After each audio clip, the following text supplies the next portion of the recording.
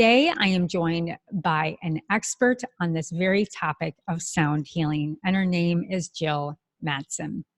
I learned about Jill through the pioneering work of Sherry Edwards, who has the gift of hearing imbalances and illnesses in the body, in which she later went to develop a software to analyze all the frequencies in the body.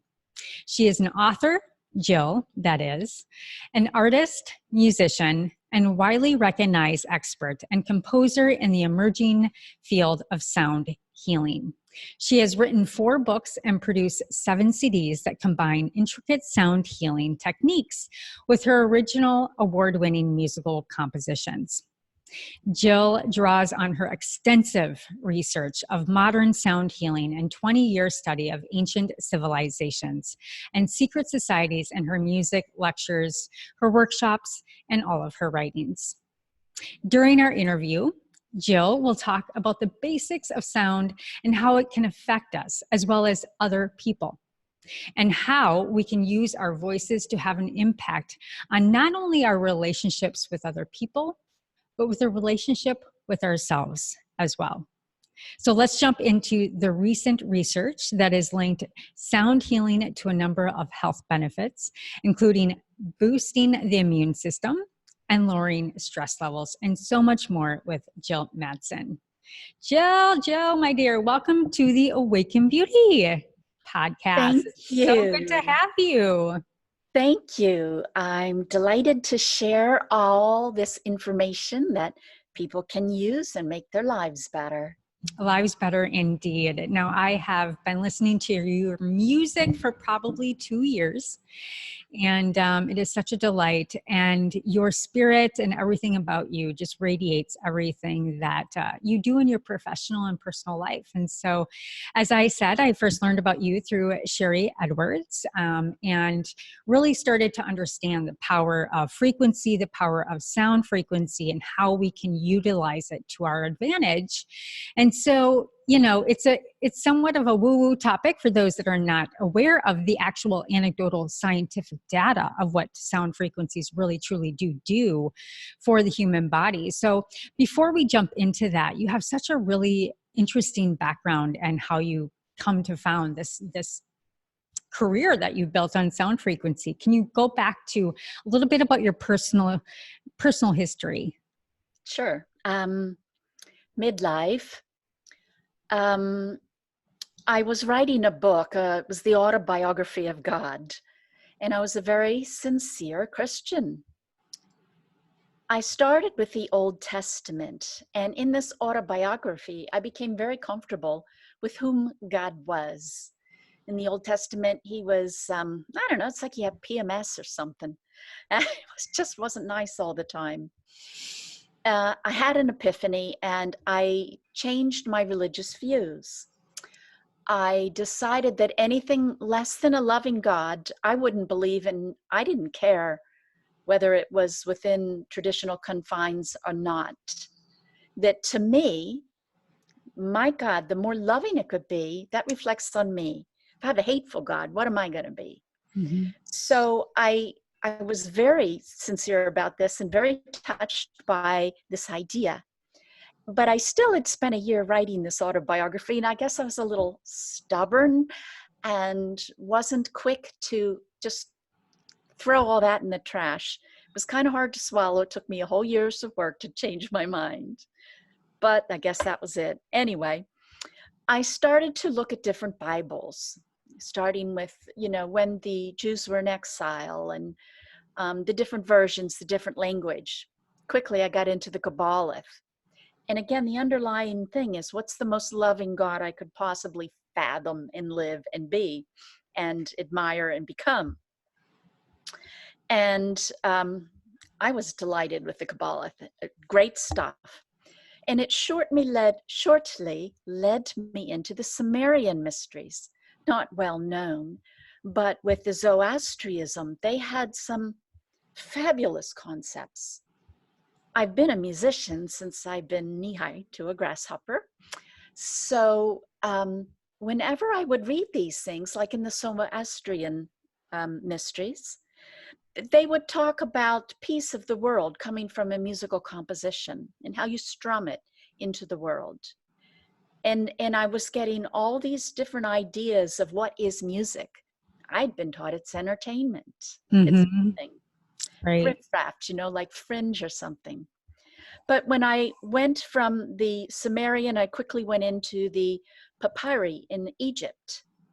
And at first I was thinking, oh my goodness, these guys got to be smoking something, because the Right. stuff they were writing was like, woo. But I'm also, I'm a geek and I love physics. And after a while, I dawned on me that they weren't superstitious. They were talking about quantum physics. And since they didn't have the tools we have today, they were approaching quantum physics with the tools they had then. And well, here's an example. They talked about, to heal a cracked skull, sleep with an ostrich egg. First glance, it's ha, ha, ha.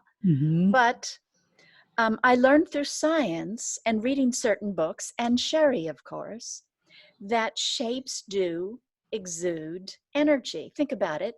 The energy inside bounces off the shape, and then it comes into the center and creates different interference patterns, i.e. sound. Right. So Sherry can hear a shape. I mean, she's talking a 2D drawing of a shape, and science can actually begin to measure a shape. And guess what? The frequency pattern for an ostrich egg, which is about this big, is very close to that of a perfect skull. And then, we think of resonance going from one sound, going from one tone to the other tone. But if a shape has a tone, then it would also resonate with the shape that is similar. So through shape resonance, the energy transfers. And yes, indeed, it would work. Sometimes we think if we can't measure it scientifically, it's wrong. No. We have to consider, is science advanced enough sometimes to measure these very subtle quantum little energies?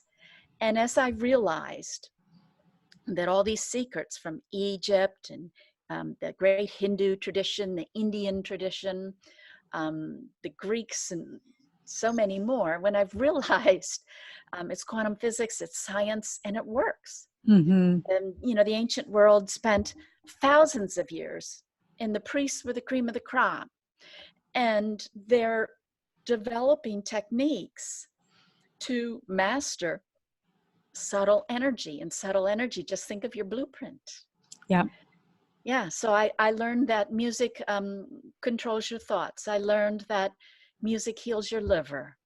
I learned that music heals bones, and now you can go to a bone doctor. Many will give you a little box of a bone frequency. And yes, indeed, your bone heals quicker.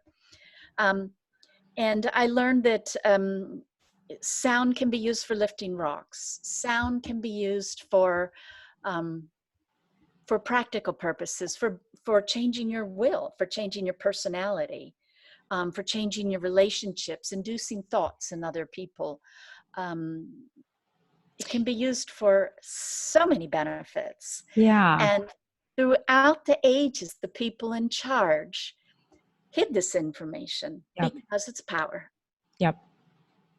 Yeah, I remember watching a workshop a while ago, and you were sharing how frequency and sound on these gigantic rocks and how they would be able to shift, back in the Egyptians and things of that nature. Can you kind of give context and kind of share a little bit of how they utilized this frequency to help shift these huge rocks? Well, there's several methods. For time's sake, I'll just do one. Yes. Okay. Let's say everything's energy, and that includes a rock. So a rock's going to have a signature vibration. Its energy is going to have so many cycles per second. And without the tools that we have today, you could run a siren in your voice. Ooh. And if you do that with the same volume, when you hit the same resonant frequency at the rock, I'm assuming you're singing to the rock, the when you get to the frequency of rock, it's going to resonate, which means energy is going to share back and forth and increase.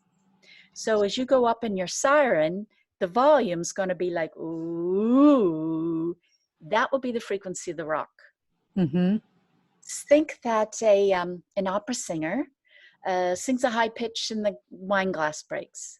Well, quite frankly, not any high pitch breaks the wine glass. It has to be the frequency of the wine glass. Right. And when that energy through resonance keeps going in and going in and going in, it makes it vibrate. It makes it kind of expand a little. And the glass is delicate enough that it shatters, the rock not so. And in the ancient tradition, I saw from Tibet a movie in which they had many monks, and it was important what angle they were at, where the musician stood, and what angle the sound hit the rock. And they would make kind of like a circle the rock, and it would have a hole underneath. And so they would aim their sound underneath the rock, and it's the same frequency as the rock.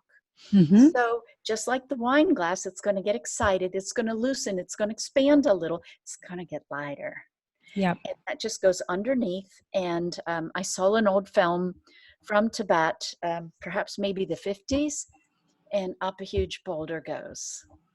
It's just amazing. And I think that's a wonderful example. And I especially love how you explained how it went in and under the rock, and how the same way you could send frequencies up and into the body, or, Absolutely, into the body underneath and on top. And so, if we kind of then extract that, and we'll kind of go on this, and then we can go a little bit more of how it works with the mechanics and, GA tones and things of that nature. But, if we talk about chakras, and I think chakras have been thrown out in society for so long, but so very few people really truly understand and trust that we are truly made of all these 7, although there's hundreds of different energy centers in the body, and how that same methodology of how you can shift the rock is really truly how you can shift energies and blocks within the chakra system. It is. Think of your heartbeat. Where's the energy come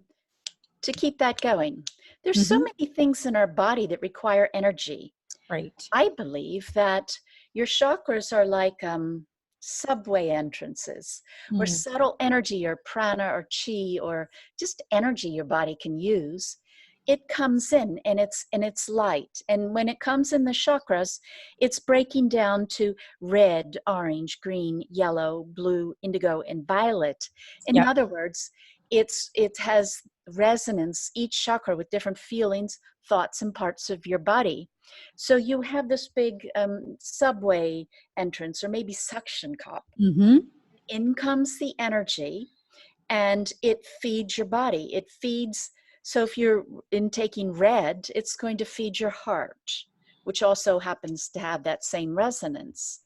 And if you have too much or too little, if this chakra is not quite tuned properly, or clogged a little bit, then if you get low on red, you might have problems energizing anything in your body that's the same frequency as red, or musical note C, or root chakra. So your chakras are, I think, even though they're known about, they're underrated, because as we evolve, they get bigger. Yep. As we get more aware, more conscious, they quit being a pinpoint. And they have scientifically shown chakras exist now, but it's very sophisticated equipment, and it's very subtle energy. I believe that as we evolve, they're going to get bigger. Yes. Because that's our intake system. Yep. And we can alter that with, I have a class and sounds and attunements that do fabulous things on allowing your body to take in more energy. Yeah. And I think there's so many inputs and outputs as to expansion in, one, consciousness. And then number 2, I think as we become more conscious, and I was doing a meditation on a walk today. It's one thing I've been enjoying so much, about being able to get back and negate the positive energies from the EMF and all of this electromagnetic smog, and really getting outside and pulling in the negative ions from the earth. And this meditation was coming to me, and just how, as we expand and evolve in consciousness, it also, I believe, is a requirement to also let go, release, and unscathe all of the things and the patterns that have been laid over us, ever since we were a child. And so, talking about the chakras, they do evolve, they do get bigger and expand and more powerful. And I also believe that as we mature, if we're tapped in enough, we can then start to tap into our own subtle energies of those chakras and start to understand when they're blocked and how they're blocked. I use biofeedback to kind of help with that process. But certainly consciousness helps all of this expand. And we're certainly seeing that right now over the globe with the coronavirus. And so. And also music has been used for cathartic release, notably the Greeks. Yep. And it's the same kind of idea as the rock. Yep. Let's say you have music that produces sorrow. That's why when you're have a traumatic event, you pine away, you listen to sad songs. And what that does is it resonates with that same sad energy that's residing in probably an organ or something hurting you. Right. And by residing, it excites it so that it's maybe becomes smaller or loose enough to get through all the barriers of organs and tissues and release from your body. And the important thing is that, you must get rid of it. You heal it before you feel it, and is not to own it. Like, let's say Frank dumped me, okay? I can pine away and think how horrible it is and I didn't deserve this. So when those feelings come up and they're trying to release from me permanently, it's so easy to say, well, I didn't deserve that. And then it's like you pull them right back in. Right. You own them. And when you go through music, let's say, you just feel alone in music and you don't even think of Frank. To me, it's easier without the nitty gritty details to just say, why would I want to have such sorrow? And out it goes. And I have music on that too, that it's very, very powerful. I can feel, I'm very sensitive. So like, I can feel it popping out in odd places, like off my hip. Yeah. It's like burping, and you just feel this negative stuff just like slide off. Yep. And it's very powerful to do that with music. Yeah, so let's talk a little bit about just your incredible, profound expertise in music and healing and elevating the human soul. And, music is so unique because we don't have to think about it. As linear thinkers, we're very left and right. We're very black and white, and humans like to make sense of things. But with music, you don't have to make sense of it, and it skips over the analytical agency of the brain and really just emulsifies in the cellular resin of your whole body, which allows it to shift and move and elevate and do everything that you just said in relation to Frank dumping you.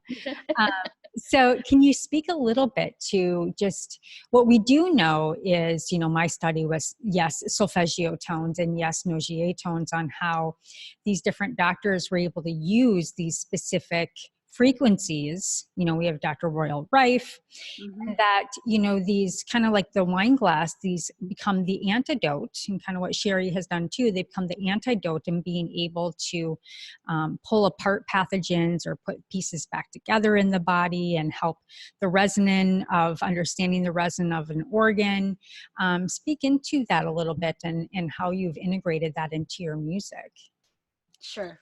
In music, your tools are frequencies. They're two notes together because they create very different sound patterns, and they'll resonate with things in your body. We can hear two notes at a time, and different intervals make us feel differently, and they're going to impact us differently. So intervals, the actual frequency, rhythm patterns. When you're out of when you're out of beat, when you're out of sync, when you're going too fast, too slow, things don't work properly in your body. Rhythm and pitch kind of both go like this. They're both incredibly important. Ancient Hindus, rather than doing frequency healing, did rhythmic healing. They have like 120 beat patterns, whereas we pretty much have two in our world, a 3 feeling and a 2 feeling, like bum, bum, bum, bum, Right. and bum, bum, bum, bum, bum, bum. And then the final thing is harmonics, which is an after ripple of sound. For harmonics, you need live music or software, which I do in my CDs. I will use software to build in harmonics. It's a mathematical chain of sounds that is a process. Perhaps it's the mathematical scaffolding for my digestion, my thinking.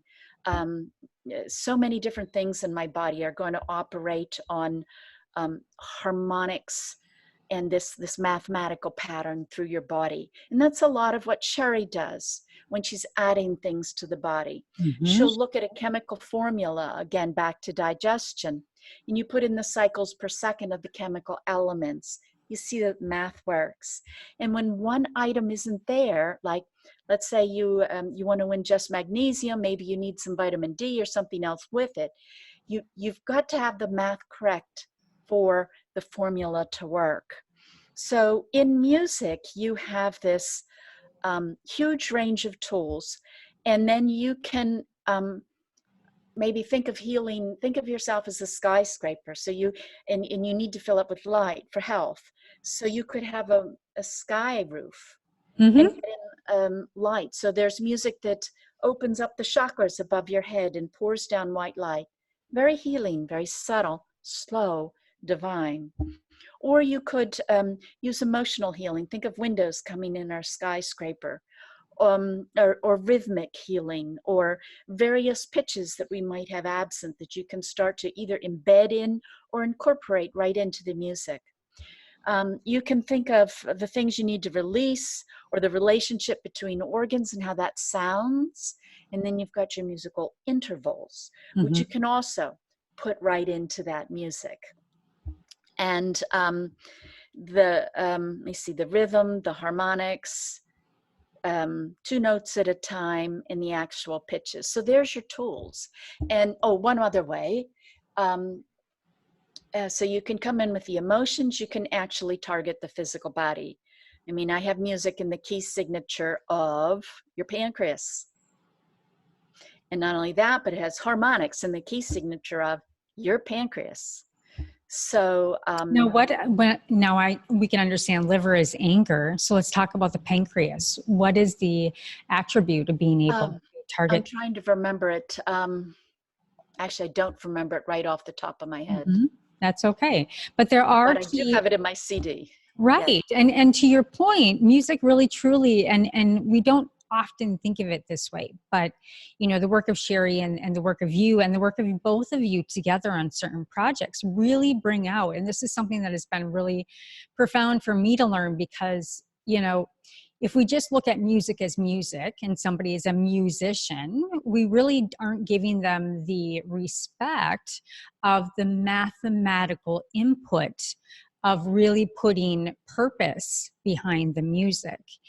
And, if we go back to, let's talk about sacred geometry and what you were talking about at the first part of the interview of the egg, the ostrich egg.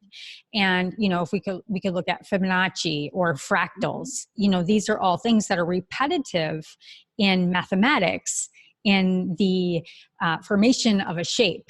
And the same thing can be put into the formation of sound and how you can then replicate it and then utilize it. And that's also why we have anecdotal data that Dr. Royal Rife or Paul Nogier or these other practitioners in their time that didn't have like all the smarty pant like testing that we do have today, that were able to have thousands and thousands of people be healed of just frequencies. No Just other frequency. medications. Big pharma was not there. Like, Mm. that was ancient medicine, and we are so It far was. removed from it. And I have so much hope and want to credit you to being so steadfast and being such a leader in this industry, because it is so profound. Once people start learning about it, it feels so wholesome and it feels so right, because I understand you were frustrated with God, and I've had those same thoughts, because here's the reality. We all like to make God to our own making. And unfortunately, it was true back in that time. God was trying to figure out what was going on with the people. So he would try different things and he'd get frustrated and then he'd get mad at them. That's just the truth. So, there's no perfect science to how humans have reacted in the past, even God and the formation of God and everybody after. But what we do know is that there is light and there is life. And I call that the logos. And before anybody got messed up and who got frustrated or not, its purity is life and light itself. And that's what we talk about with chi or with prana. And that is a mathematical sequence of healing. And it's just formatted in different ways and frequencies and tones and used in different ways. And so that's why I love what you do so much, because it's been tested. Now we just have to be awakened to it and actually trust it within our own spirit to be able to utilize it for our own good. Because if you're not going to believe it's not going to work for you, it's not going to work for you. Right? Oh, right.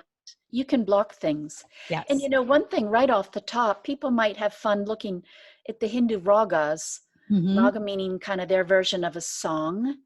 And again, this is one of the few traditions that has survived, but you can listen to a raga for allergies, for a cold, for a bad heart, for, muscle ache. And they're going to use, it's a combination of rhythmic patterns and tones. And it's very, very ancient. The Egyptians were even tuning your quantum entangled energy. I think that maybe, we're learning about parallel worlds or different dimensions. Well, you're connected to you in another dimension because you're still you. So a problem from another dimension can bleed in. So that's sometimes when you go to get something healed and it comes back, go get it healed, comes back.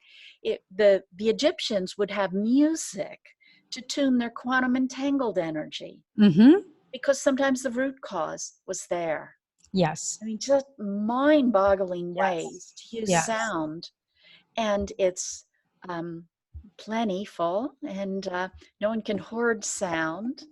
And that is true. No one can hoard sound, but they can hoard vaccines and try to get those people and charge you for them. So, I love that. And maybe you could tell me, why am I so attracted to Navajo music?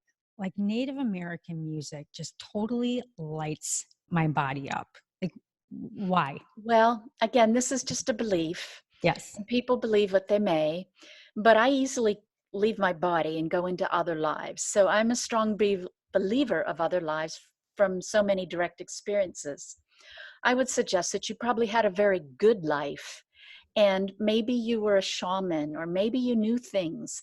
And maybe the more you remember, resonate, think about, maybe that attraction to the Native American Indian music gets you in touch with people, and you start to learn and bring back the jewels from that incarnation that was a beautiful one for you, in which you had knowledge that can really help the world right now.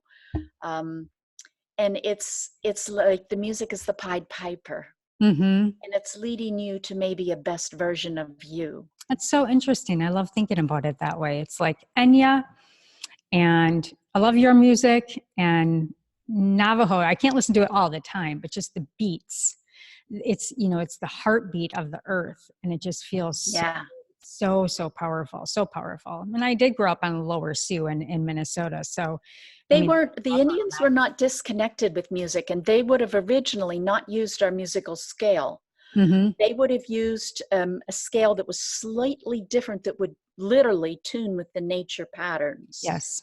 And when the world started to use the equal temperament scale, as soon as it became popular, the Industrial Revolution happened.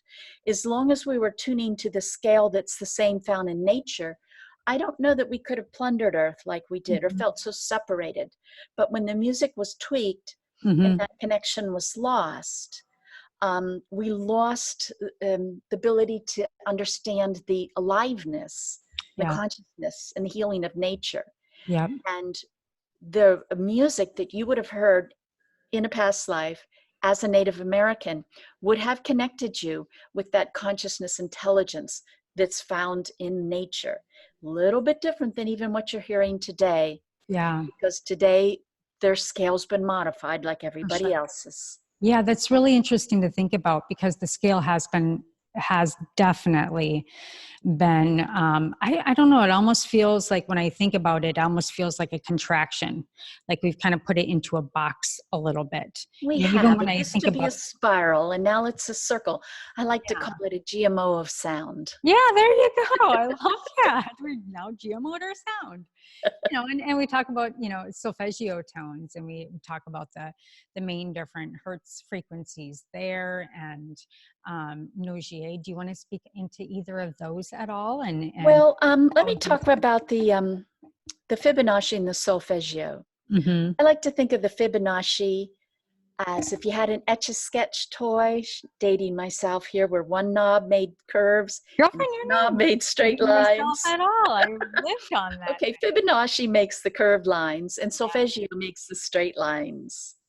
The Fibonacci, how to put this? It has like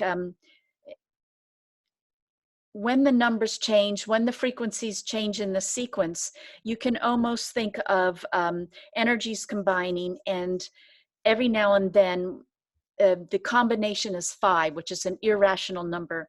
Mother Nature does not round off. She 5. does not do No, fractions. no. So because it never ends, then the energy continues off to the right, and there's a branch. And Mm, also why this branching pattern is having, due to the mathematics under the music, you'll find that when the branch curves, it's kind of like you create a nodal point or a 0 point. mm-hmm. Energy's flowing up a stem through resonance, and then when you're creating 5, energy stops and you get like a little vacuum, and that's where things bend and curve. So in a way you can think of the Fibonacci almost as like water on, water off, water on, water off, flow, no flow, or resonance damping. You can use many words. And the solfeggio at the root is a pattern of 369. Right. It's very powerful pattern. It's phi less. So you have phi, phi, and phi less. Yes. And these are, think of them as yin and yang, as balancing tools. Yeah. And you find them very, very frequently in nature. Mm. Beautiful harmony and balance. Yeah. So when you go to start a new project or the CDs that you've made, where does that inspiration come from? And take me behind the scenes of creating those. Well, okay, one, I had an out of body, and saw myself in, I don't know, I felt like it was Atlantis, and Mm. I saw these children and they're playing with toys, and the toys are organs. Mm-hmm. Where's Barbie So when you need appropriate. her? Yeah, where's Barbie? Can you? Oh boy, I get to play with my spleen toy. So anyway, so they're playing with toys and they were learning the tones. And they were learning the feelings. You see, every tone is going to have an octave or share energy with an emotion. So they would learn that, like, your stomach its tone tends to be happy.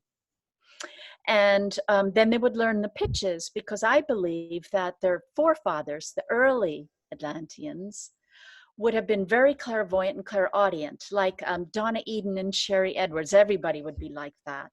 Right. And then you live very long lives, because as soon as something goes out of tune, you tune it up. If my heart's going south, I don't know that. Mm-hmm. But if you could hear it like Sherry does, or Mm-hmm. see it like Donna Eden does, you would learn quickly what sounds, what energies, what movements, what colors to wear, what foods to eat. You're not a genius. It's just very clear with a different um, input of frequencies, like when you're clairvoyant and clairaudient. And so, since the people had involved, this was my understanding from this kind of out of body experience, was that they had involved, and they no longer were clairvoyant and clairaudient. So they were memorizing the tones. They were memorizing what herb does this.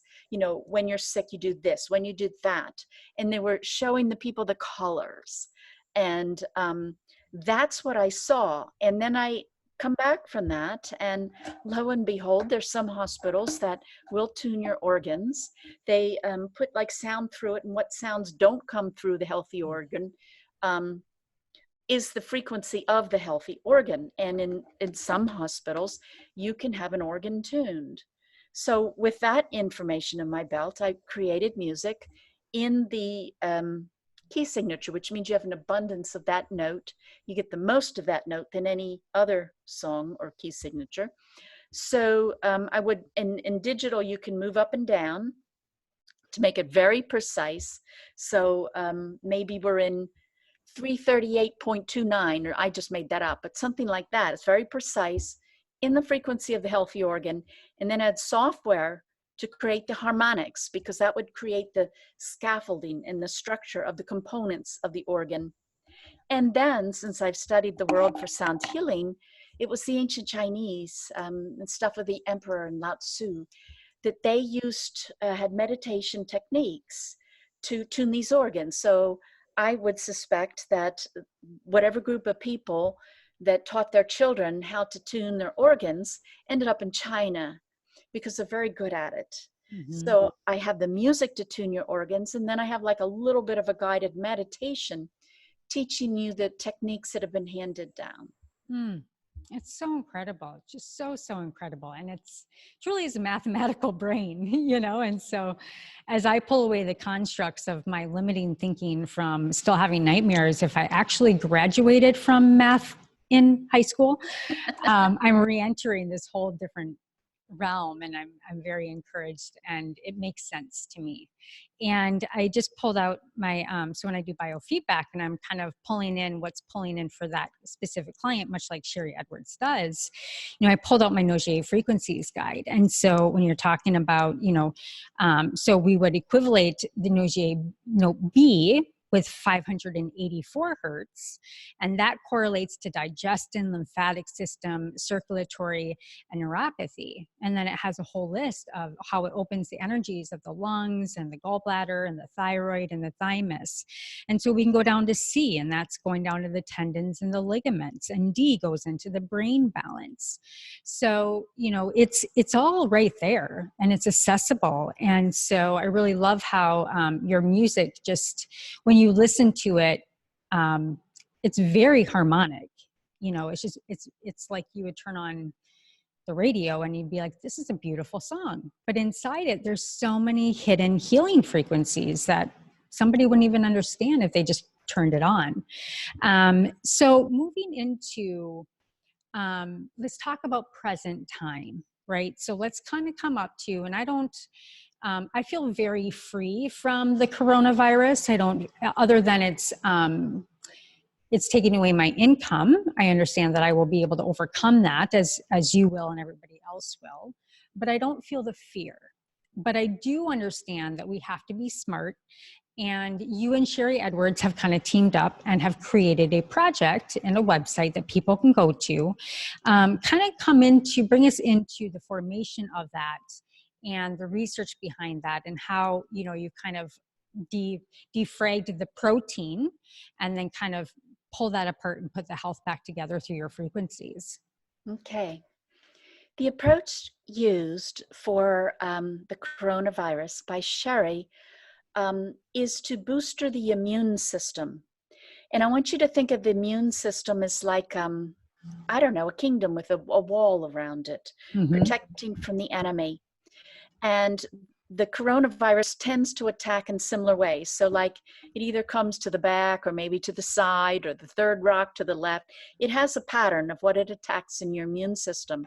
Yep. Sherry can see this when she looks at the voice of someone with coronavirus. She'll see bam, bam, bam, all these important elements of your immune system going down. She has identified that glutathione and quercetin are the biggest ones, nutrients that go with the coronavirus. So she's identified about 9 different nutrients that are what the coronavirus attacks. And I do have those in my biofeedback program, and I know glutathione, yeah, and glutathione. A lot of these different have been imprinted in the frequencies of my biofeedback based on her research, which I'm very thankful for. Yes. And now they're in the music. We weren't able to do, normally like with the Rife frequencies, you cancel a frequency out. But the coronavirus is, think of it maybe as different strands. It's got several pitches. It has, and the protein's going to have a gene. What happens is when you cancel out one of the proteins, it triggers the next gene. So in a way, you can't really cancel it out, because as soon as you're successful in canceling out one strain, boom, on comes the other. Right. Which leads us directly to a different approach, which is simply strengthening the immune system. And so she's given me the frequencies that I have put down in low range to create binaural beats. So it's going to be stronger with headphones. It still works without, but better with headphones. And my idea is to have the two hemispheres of the brain open up and do the math to make the frequencies. And then you get your analog, you get a nice strong wave because the beat's within you. And then I also put it in like a higher octave for people, because not everybody has low tones on their speakers. And then in the music, I put in flower remedies, which are delightful, very high frequencies, just joyous, happy, peaceful, calm, healing place. Peaceful and healing. It heals all on its own, even without any frequencies. So the music takes you to a beautiful place. The flower remedies, there's a dozen flower remedies. They take you into a very balanced sense of emotional wholeness. And then I put in the frequencies of a dozen crystals. And crystals, likewise, they feel good. They're like, it's like they've ascended, or they're an octave above us. You know, we put them around and go, yeah. And so that's captured in the music in terms of the frequency with sound oscilloscope, but also with very sophisticated recording equipment to get little sounds made from microscopic crystals. And of course, the crystals bestow virtue, they bestow peace and all these good feelings. So we put this kind of like bed of calm peace. It's all good. You know, just feeling absolutely delightful. And then in the background, we got your little brain hemispheres going on to booster up your immune system. And one thing is, not only can you use these, but these nutrients, the things that it supports in your immune system, it would work for other things too. So maybe for next flu, if you get this, pull it out. Because why would you not want to support your immune system? But so then I pulled the website together and tried to explain it as best I could. Yeah. And it's offered for free. We were concerned that if we charged anything, that people would think we're taking advantage of a difficult situation, or use this as an opportunity to mistrust sound healing. It just didn't seem the right time. People are out of a job. Not everybody can afford it, and shouldn't everybody have it? So it's offered free. And I put 70 minutes of it. Several things. They're in all different key signatures. So some people, for this reason or that, might like all the songs save one. Well, then pull it out. Let's say that I'm primarily a frequency of G. If I get a lot of songs in G, it's going to annoy me. Whereas if you're primarily the frequency of D in your personality and body, G will feel so I put in the mix. And then now when you say if you are a frequency of G or D, can you say a little bit more of that so people understand predominant notes? Yes. Everything in your body is energy. And it can be done many ways, through an aura, even skin pressure. But Sherry, for example, will use your voice, which is holographic, like everything else in your body. And we think our voice is one tone, but it's actually maybe thousands. It's the energy from our liver, from our stubbed toe, from the fight last night, all combined. The way I like to explain it is the hologram of your voice is the hologram of your embodiment, and the frequency that is caught by the larynx is actually just the vibration of everything that's going in your field, both in you, Yes. but also around you, because you will be Yes. able to pull in the field around you. And I Yes. would even go as far to think about, and this is why I'm very, very particular in who I speak with at this time, who I think about at this time, because I choose not to bring in the negative fields from even the outer consciousness of far, far away, because we are a collective as a global. And so that I just wanted to kind of pull that out as far as what you're going through or going to with that. In Sherry's work, I have done her tests before, and it was really interesting because when I went back and validated, I wanted to do the voice, and then I went back and I actually had a Dutch test and some other labs ran, and it verified actually the amino acids that I needed through the voice test. So it validated her work, which was really, really profound. Yeah. Mm-hmm. And so you can see on her work, you can, with her nano voice, Right. you'll bar graph all the musical notes in your body and how much you have of each. Yep. And so we all have like a personality. So I tend to always be high on G. Maybe you're high on D. Mm-hmm. Think of them like a seesaw and they balance each other. But if you get too much of one note, it makes you sick and your Yep. body will feel, So anyway, I have 70 minutes so people get a long dosage. Dosage counts. It's like you can't eat one healthy meal and then eat crap food for the rest of your life and expect to maintain health. You need to eat healthy all the time. Exactly. You need to have a diet of this Yep. this sound. And so Yeah, that's a really there's important piece there because, you have to be very, very committed to listening to it over and over again. And it's not something you go and try and it sounds nice and what have you, but, throw it on your Sonos speaker or when you're going for a walk, be very intentional about what you're bringing into your time as you're listening to that music, because it really is like you shared in the beginning, it bypasses the brain and just let the music do what it's supposed to do. And I love the piece where you added in the flower essences. And so I did read, I believe you have Mimulus on there. Is that correct? mhm. Okay. So I just thought I'd read this for people to understand what is Mimulus kind of attached to. And it's the fear of known things. And Mimulus can restore that which is naturally resilient and effervescent, freedom from fear, which is an illusion. And then when we talk about the frequencies, when we're talking about the health of the body, that goes into affecting the kidney. It also affects the solar chakra and balancing and healing relationships. Another one that I saw on there, I believe was rock water on there?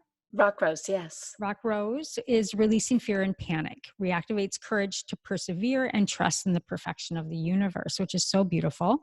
And it helps the kidney meridian, conception vessel, and the crown chakra. So you can see how, Jill has put in these beautiful flower essences and how it really does become mathematical in putting all of these healing frequencies together. And they create a frequency that, pushes out into the body and reminds the body to come back into harmony. And when you're in harmony, your immune system is going to work better. It's not like, I don't know, maybe you can share what your thoughts are on this. It's not like you're going and you're getting a big shot of, you're going down to the liquid IV drop and you're taking a shot of vitamin B and vitamin C and all of this. It's such a subtle, consistent, vibrational way to treat the body. And I believe much more intuitive versus us going and taking all of these supplements. And Sherry had on one of her interviews that she was with you and Sarah Westall, who I respect very well. I'm so glad that none of us have been put in jail yet. But, I was trying to remember my train of thought here, but she was just talking about how, like you mentioned in the beginning, you're never going to run out of music unless they turn off your music machine. But it's abundant. Yes. Supplements, pharmaceuticals, those who make the pharmaceuticals for profit. That's why I love, and the website for everybody that's wondering is coronavirusdefense.org. Is that this is abundant healing from people that love human beings and want to see them heal for mankind and not for profit or any other underlying reason. So, I just want to thank you for that resource. Thank you. Yes, absolutely. So in the future, are you guys going to be working on any more pieces, or what does it look like for you moving forward? And you've had such an incredible background and past. What does now look like for you? What does the future look like for you in this realm? I've been doing a lot of work bridging ancient techniques, particularly around music and sound and quantum physics and frequencies of time and harmonics. So I'm writing a book on frequencies of time, and I am looking forward to creating more music. And I create a lot of like ancient sigils and ancient sacred geometries and sounds. I'm starting to create sound versions of the way they were done in antiquity, which is a whole new concept of music. It's more like the ancient people clearly believed in string theory, and that a lot of the sacred geometry would have been knots tied or patterns of the strings, and they would block them as we evolved into matter, and so you would listen to them again to evolve out. So I've got a pile of those. I'm just having an absolute ball between the wisdom of the ancients and modern science. It's I don't know, and music. I mean, life's pretty fun. Oh, it's so wonderful. I just love seeing people's brains work the way they do, and just their unique gifts. It's such a blessing. One thing I wanted to just tap into real quick and have you just explain to the viewers in your own way, because binaural beats has become so popular. Can you please just help people understand the relationship and the rapport between the two ears and how that space creates the effect of the binaural beats? Sure. This technique is ancient. It was used by Tibetan monks and many others. Think that as we evolved over millions of years, or maybe more, that we didn't have headphones until very, very recently. Mm-hmm. We hear and surround sound. We don't really notice that, but we do. So when there's a sound very close to your ear, your head's in the way, so this ear doesn't hear it. And it's kind of like your two brain hemispheres go, ooh, what's that? And in low frequencies, in a certain range down low, when you have tones that are a little bit different and you're using headphones, the brain kind of goes, ooh, and the right and the left hemisphere open up and work as one unit. Very powerful right there. You've just taken your IQ up. And if you do it often, you make a habit of being whole-brained. So now you're whole-brained, and your two hemispheres take each one of these tones and they subtract one from the other, and you hear the difference, which in and of itself is really not that important. Save that, your brainwave then copies it, and your whole body starts to pulse this tone. It's used to take you down to very deep meditation states when your body heals, when like rapid eye movements, sleep, for example. Right. And when you look at the mathematics of the frequencies in your body, the lowest frequencies are like magnetic and electromagnetic and bioelectric and so forth. So you're taking the low frequencies, you're making them inside. So you get a nice analog frequency. Okay. And it alters your consciousness rapidly, and it's like your internal frequency machine. So would you say that, and I've read also, and I've pulled in a tray in my biofeedback where I pulled in C and I believe A and D, and if you bring in these different notes, and it's known to get the corpus in the brain, luteum, to get together in unison. So it helps the brain connect the left and right hemispheres.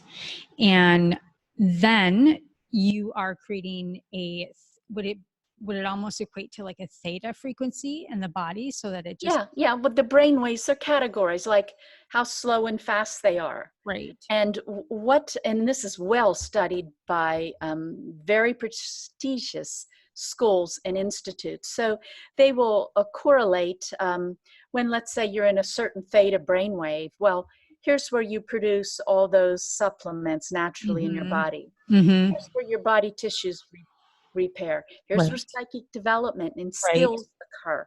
Right. Here's where you change a habit. And that is well documented by Yep. science. Yeah. So And you're so talking the about neural beats just takes you there, so your body creates what you desire. Yep. So what she's talking about is, the theta and beta and gamma waves and all of those, and the speed of those, and those go through the sleep and awake state. And some states were in absolute creativity, some states were in healing, some states were in the thinking brain, we're very conscious. So that's kind of what I just wanted to kind of give some context. And it's corpus callosum. That's what I was thinking of, and getting the brain to work together in the hemispheres, which we need more of right now. So, oh, Jill, you're such a blessing. Your spirit is just so sweet, and I think everybody that's watching this will be able to pull that in. And I just want to thank you for all of your work and the history that you have helped me understand, and really have pulled in the beautiful mathematics of music and the thought process behind it, which brings so much more meaning behind what you do and what you provide, as well as Sherry Edwards. And you two together are even more powerful. So it's really great. I'm sure you guys have Thank you. You think of your kindness of doing this radio show and getting out all these new techniques and giving people something to learn and grow with during these times. So I thank you. Thank you, sweetheart. So one last thing I always ask my guests is something that you have personally, considering it's the Awaken Beauty podcast, something you've personally awakened to as of late. It doesn't have to be related to music. It can be anything, but what's something personal you've awakened to?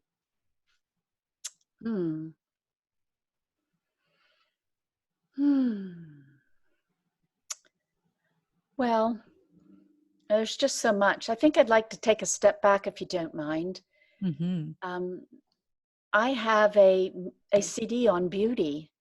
Yes, you do. And the idea was that when you feel beautiful, you create that energy in your aura, and you can appear beautiful despite what you look at. Think of the hunchback in Notre Dame, and now he's disfigured, but yet he has that beautiful energy. And towards the end, he's so cute and lovable. He's like the best thing to look at possible. So the concept was beauty in terms of your energy, and beautiful music to make you feel and emulate that. And then I put in frequencies to tighten the muscles in your body, and collagen and vitamins and different things that you need to absorb to have beautiful skin. And I could tell one famous story, or my favorite story from this particular piece of CD or hunk of music. One lady was listening to it a lot, because it's like each listen's like maybe putting on makeup, but when you listen, let's say overnight or for days or weeks, you really notice a difference. So anyway, she was going to her high school reunion. And so here we are trying to look better. And that kind of makes me happy that would do that. So she's trying to look her best. And she's listening 24 hours a day. And she listened, I don't know, 10 days or something. But what she didn't say was that she had failed knee surgery 6 months ago and hadn't walked. Meanwhile, I had just put in the frequencies of the neck and the face. But when I looked further, I found that they are octaves of the whole body. So your whole muscle system, it's holographic. So if you tune this, you tune the whole thing. So she writes in that, yes, she did look a lot younger, but also that she walked into her high school reunion. Wow. No walker, no nothing, the muscles healed. It's so amazing. Yeah. I mean, Yeah. tissue is tissue and muscle is muscle. And so same thing that's in your face is in your knee. Mhm. And that's just the truth of how sound. And, I really think about going back to the logos and to prana and life itself is, we are the music of the earth, of creation. And so we can recreate ourselves through these different frequencies. And so that's amazing. I just love that. And it really speaks into my soul because, as a salon owner and a product formulator for over 20 years, I do what I do because I love the women in my chair. And I'm just, I can see things and hear things that other can't. And being able to bless somebody in that way and what they're ready to hear and see and do.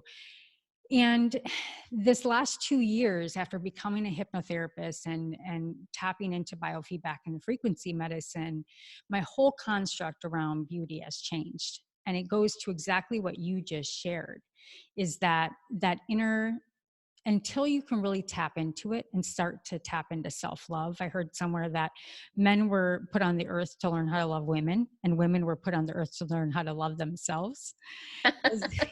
Once you can really learn to love yourself, no matter what the judgment is of others and what the judgment is of you on yourself, you emulate that beauty. And it really is seen. And I think everybody has had that experience where a woman just emulates beauty and you envy that, but we can have that.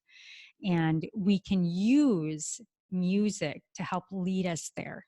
And that we don't have to do life alone, and that these beautiful things that are created from life itself are there for us to tap into. So I love your endpoint there. That's great.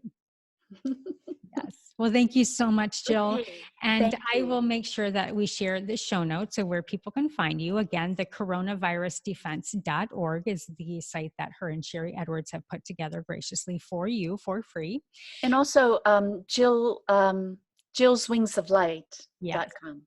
So jillswingsoflight.com, and then also Jill Mattson, which is Mattson.com. You'll see the plethora of research and music there as well. So thank you, Thank Jill. you. And all of those that are listening to the Awaken Beauty podcast, make sure you like and subscribe wherever you listen to your favorite podcast. And until next time, as always, stay sane, get sleep, and bring your sexy back.